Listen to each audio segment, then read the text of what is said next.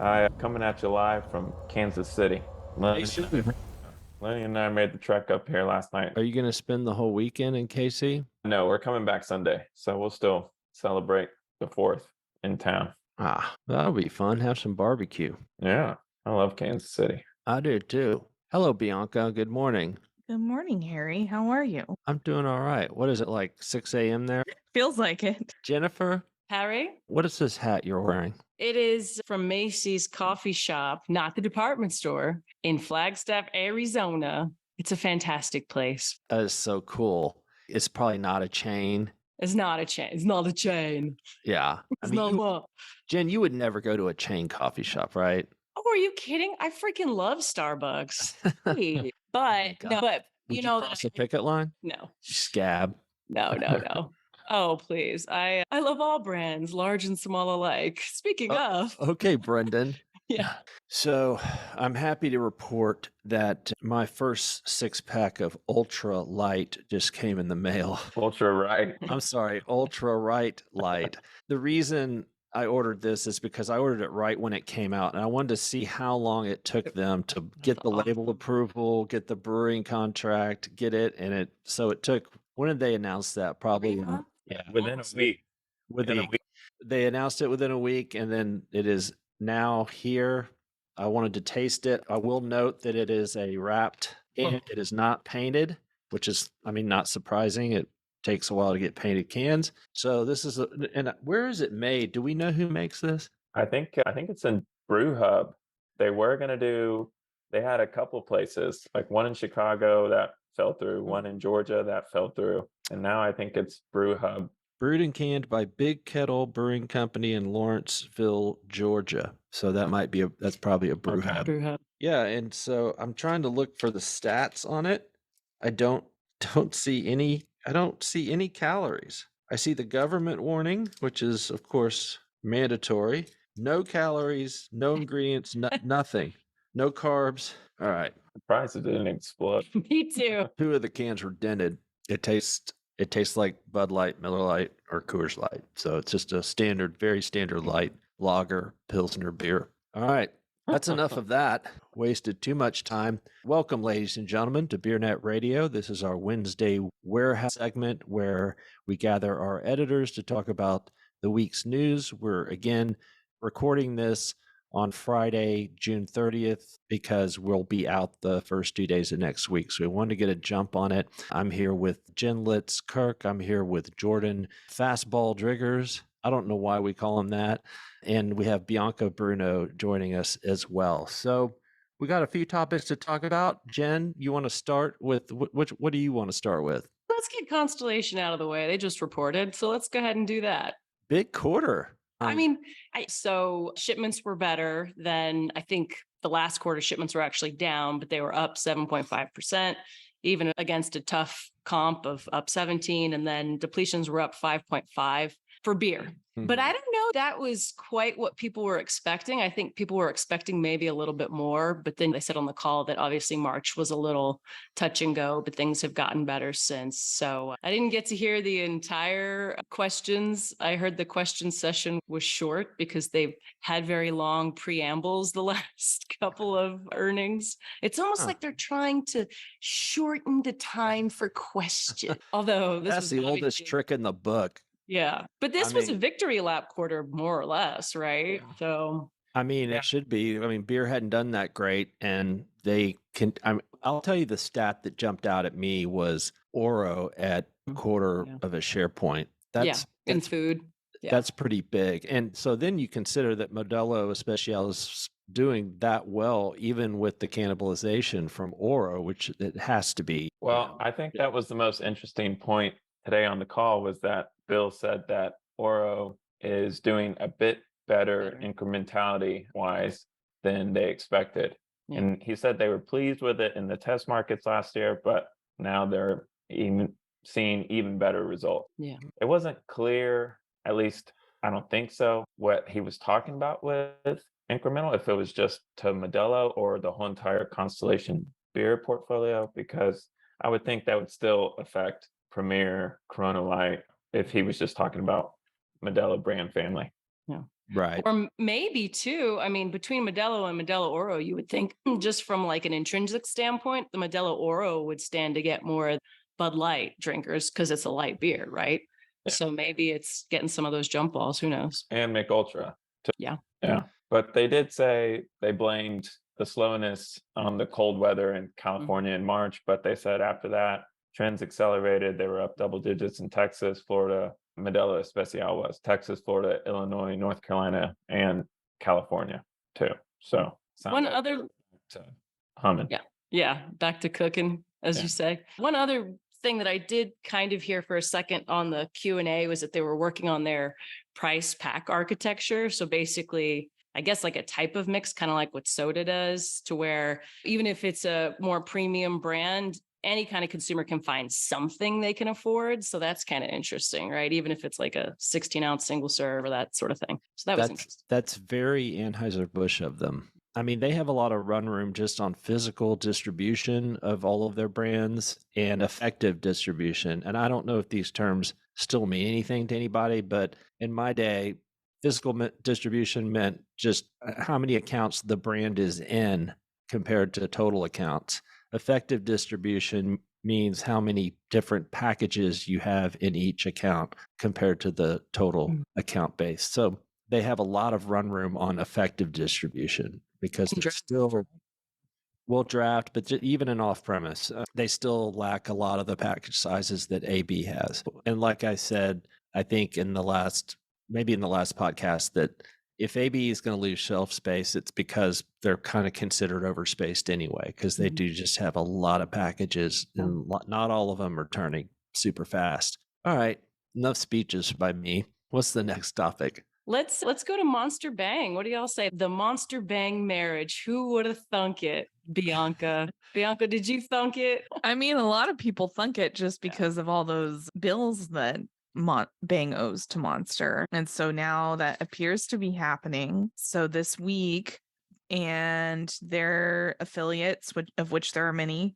entered into an asset purchase agreement with Monster's subsidiary. It's called Blast Asset Acquisition, a very fun energy-esque name. And so Monster would purchase Bang for $362 million. And that, of course, would cover all the bills that Bang owns to Monster, mainly for the back and forth litigation they've had, including the trial I covered last year, the false advertising case about Bang's super creatine. Was that last year? Jeez, man. So it'd be like Monster almost getting it for free because the money that they just paid themselves back with the money they paid into Bang. Essentially. Yeah. And I think on top of the litigation fees, they're on the hook. Bang is on the hook for like a 5% royalty on all sales to Monster and Orange Bang. And I mean, who else really wants to bid on that? Apparently there were other bidders, but so it seems to me that the only at this point is the FTC, because they, for antitrust reasons, they may not want Monster owning Bang, although Bang's diminished to the point at this point where it's just not selling almost anywhere. It is, though, still has big brand recognition and it's still a positive brand. But these other bidders, Bianca, I mean, don't they know that they're going to have to pay this royalty that Jordan speaks of, and that they're going to have to also pay these other big settlements even after their bid is successful? I mean, it seems like they're swimming against the current. They'd be on the hook for sure, but in the way the asset purchase agreement was worded and the kind of notification filed with the bankruptcy court, it basically said that Monster's bid was the only viable one. Right. So if it doesn't get approved and it gets blocked by the FTC, I'm not really sure what the next course of action would be, because also last night they filed a motion to convert the current Chapter 11 bankruptcy to Chapter 7. That's lights out, baby.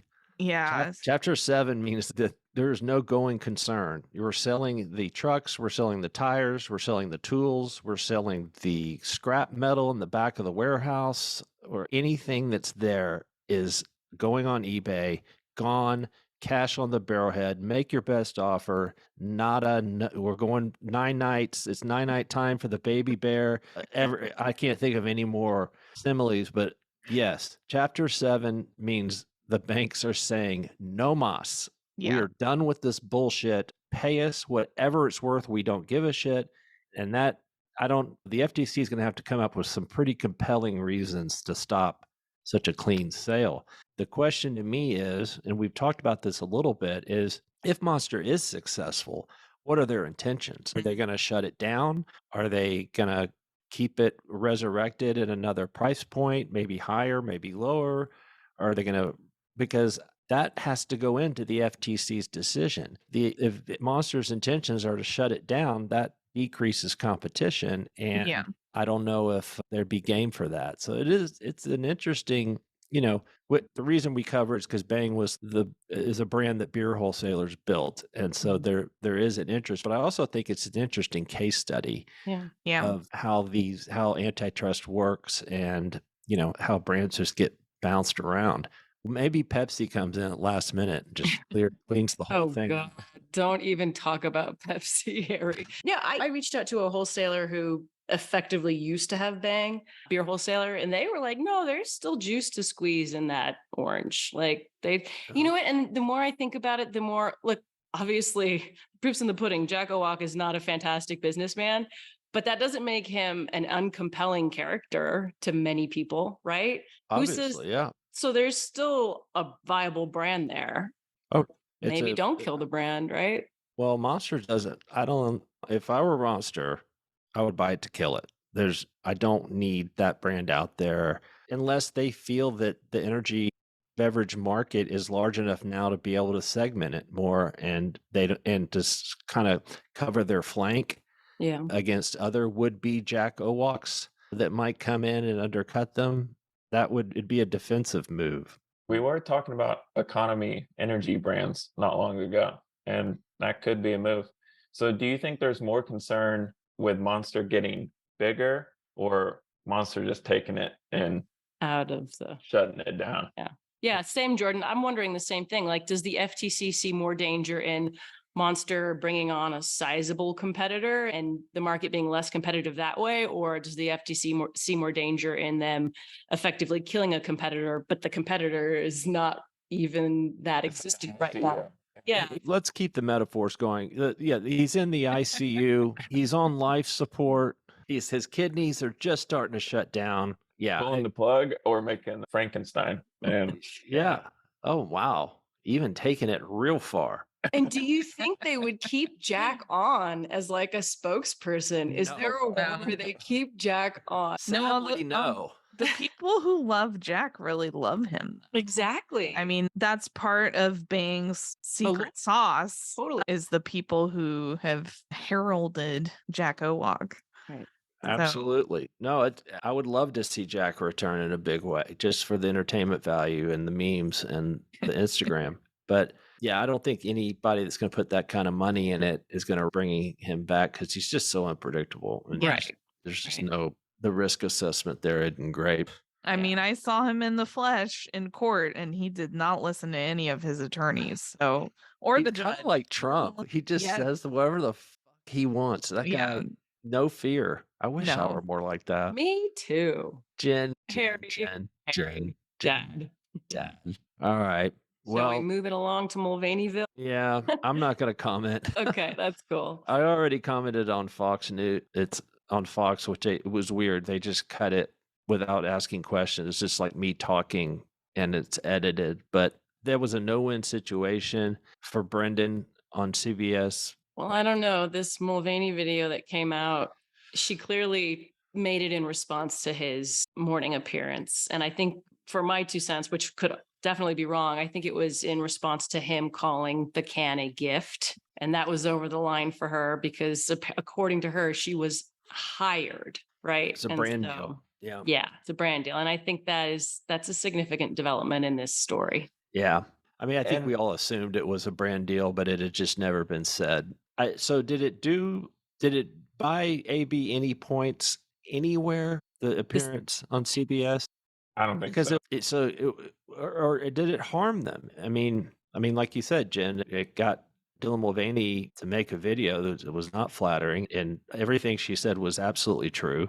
But yeah, I think it was, at best, it was a neutral, and at worst, it actually hurt them more. So Yeah, I think it's just them trying to, like he said, just turn the page, write it out, and to get back in the public face and just move the conversation along. Just keep avoiding, but appearing, and hope that it just slowly disappears. But at this point, I don't think there's anything they can do to win over the consumers they lost. These people, they asked for an apology, but I don't think an apology would do anything. I'm not sure there's anything they could do to oh, and regain. there's nothing to apologize for, because then you'd have to explain what you're apologizing for, and then that gets you into very dangerous territory. Exactly. Do we know how the ad was received this week? So yeah, there was the new Who We Are campaign, which is showing all the frontline workers. And I think that's why he went on in the first place, right? I think he wanted to like say, hey, this is who we are. It's our frontline workers, and kind of have those two coincide. And I think it just kind of backfired. Yeah, I don't know how it's been received. I think it's a great ad, right? I mean, I think that's what they should have done a little bit earlier, but then I'm an armchair quarterback. So like everybody loves to say what should be done. And the reality is nobody knows if it would have worked or not. So I don't know. true. I haven't really heard a lot, but I thought it was good. I thought it was a good ad. And it's going to be tough to really ever get a true read on it, I think, because if you look at comments or if they do polling, there's going to be people that don't care, just give it a thumbs down. So I don't know how you really gauge a true response to that Yeah. right now. All right. Anything was- else? Yeah, there was one thing I wanted to point out, because on the last episode, I made the comment that Molson Coors is down year to date, Coors Light is down year to date. And that is true in Nielsen scans. If you look at IRI scans, Molson Coors dollars are up 9.2%. Coors Light dollars are up, I think, 12%. Digits, yeah. So I have never seen quite a discrepancy between the two scan firms like this. And so when Jen was doing her scan write up today and I saw the year to date trends for Coors Light and Molson Coors, I was shocked. And so I don't want people to think I'm an idiot Yeah. for the last episode saying, hey, they're down. Nobody's Yeah, going to they- think that, Jordan. Let me point out that I was talking about volumes 2 weeks ago on the podcast when I meant dollars. Let's just all say our corrections. And what have you said that was wrong in a past podcast? Oh, That- probably all of it. No, nothing. I don't think you've ever been wrong in your life. Oh, stop, please. And yeah, Bianca, we know you haven't been wrong because you're just on top. When you're a legal analyst, you have to kind of get Legally shit right. That's You should have seen my panic text to Jen last night about No, the bankruptcy documents. I was like, oh my god. that means you fit in. You're supposed to have that level of OCD. That is perfect. No, listen, publish anxiety hits us all. It is And rough. that's why I like to point out the things that are wrong in the newsletter after it's been published. Yeah. Harry likes to go into the doc, kind of take note of things that are going to be wrong, and then wait for it to come out. Before it's published, Oh, yeah. gotcha. See, I knew, boom, gotcha. Boom goes the dynamite. See, I knew this was wrong, and I was That's hilarious. I was stopped it, but I want you to feel like I did for 10 years. lesson learned. Lesson learned. I Oh, real yeah. antsy when I see Harry on the dock. I'm like, what is he doing in the dock right now? It's Why so is he in funny the dock? 'cause I added some verbiage to your Pepsi Blue Cloud story. Oh, okay. And then I noticed that you went back behind me and changed some of my verbiage, and of my change to your verbiage. I And didn't even notice that. I honestly probably thought that I had written that and then went and smoothed. okay. Much change, honestly. Like, I put in. I wanted to point out that they're singling out Pepsi. There was no mention of Coke and Stir. I included that. I just changed the wording a little bit. Yeah, no, it's good. It's good. The way you put it is always better. No, I'm trying to be diplomatic for all sides. Yeah, I think you were a little more raw beer wholesaler there. I was trying Well, to be like even. I mean, I just know who pays my salary. And Yeah. So I will say that. Let me say some things this week. Okay, we had the Blue Cloud story this week, and I have to hop because I have another call, but I get it, right? And that's why. So we were profiling Blue Cloud. And I made the comparison of like, obviously it's like a baby dinosaur. When it gets big, these beer wholesalers are like, shit, is it going to be a T-Rex or maybe it's going to be a brontosaurus? Let's be real. I mean, if it gets to full size, this is going to be a T-Rex. But why don't the beer wholesalers push more for a cap, right? I mean, AB owns some of its wholesalers, but there's a cap. Well, Pepsi effectively is going to, why not try to fashion some sort of cap, right? They own it all, though. I know, but maybe it can only get to XYZ volume, right? Like maybe Okay. it only gets to 10% whatever or share of the malt beverage industry or something like but that. see, but AB had a compelling reason for the feds to initiate that cap, and that was Competition? yeah, well, it was during their purchase of Grupo Modelo. Right, And right. so yeah. that's when the cap was that initiated. And Pepsi doesn't really have that antitrust issue, at least in beverage alcohol. But I see where you're going. And yeah, I mean, craft brewers have a cap on self-distribution in a Yeah. lot of states. But I think there's no like public policy reason to do Well, that. there's the whole And- TB comment period. There's the Treasury report. I mean, if we're looking at competition in the beverage space, I think that could it's. I don't know that beer wholesalers would love it, and I don't know that Blue Cloud would love it, and that means it's probably good for consumers, right? Yeah. I mean, Yeah. it's probably a good Yeah. compromise. I don't know. Yeah, But no, anyway. it could be. I'm just playing devil's advocate. But yeah, I mean, like I said, if it's just going to be Mountain Dew and Lipton and these kind of brands, then I don't see a I had predicted, I said Blue Cloud may not be here a year from now. It probably will be just because Pepsi's funding it. If it were an Mhm. independent company, it's not a viable business. Dropping off one brand is not financially feasible for an independent distribution company. But Pepsi might just keep it going as a money quote losing business because for strategic reasons. Yeah. And they can certainly afford it. It's just Yeah. a blip on their income statement. And right, anything else that we're missing? I am sorry if you can hear that. My dog's been drinking water for the last 3 minutes of this podcast, just Sure. loudly drinking. I'm like, really? You've had all morning to do that, dumbass. Giving hat tips left and right.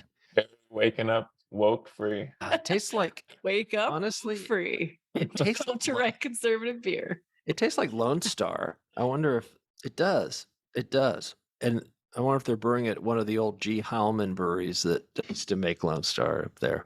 All right, had enough of this. I would like to give another plug to our Distributor Productivity Summit, July 27th, half-day webinar. Tickets are available at beernet.com. And it's woke free. And so don't go broke and sign up for it today. I'm just kidding. I don't know if it's woke free. We'll see. And anything else that I'm missing, I feel like there's something in my mind that I want to get off my chest. And this is the platform where I clear all of my psychological issues, lacking friends. Okay. Yeah. Happy July 4th, everybody. See you next week.